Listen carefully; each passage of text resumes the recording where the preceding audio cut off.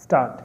Hate crimes in India against Muslims have unfortunately become so common that the headlines of new Islamophobic attacks do not bring about shock. Full stop.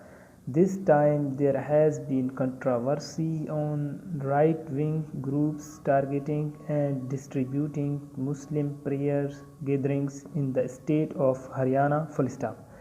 In the state capital Gurgaon, Hindu extremist groups gathered around Muslims praying and threatened not to allow namaz in public spaces. Full stop. New para.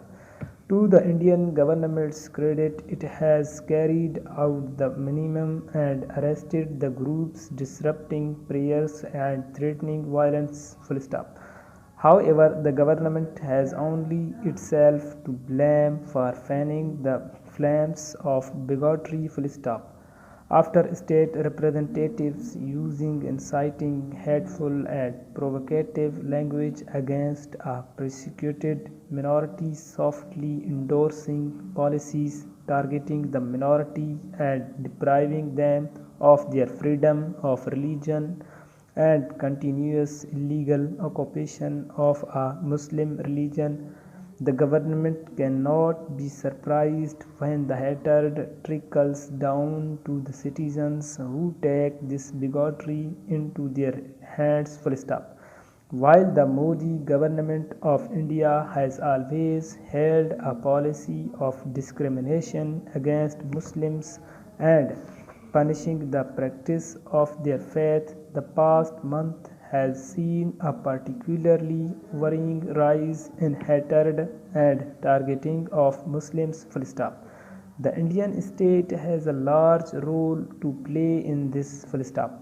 Instead of focusing on pressing issues like inflation, currency devaluation, and the pandemic, the Indian government is diverting issues by needles conflicts with the Muslim population, including targeting Muslim Bollywood stars and arresting Muslims or Kashmiris who gave the impression of not supporting India in the T20 World Cup. Full stop. New para.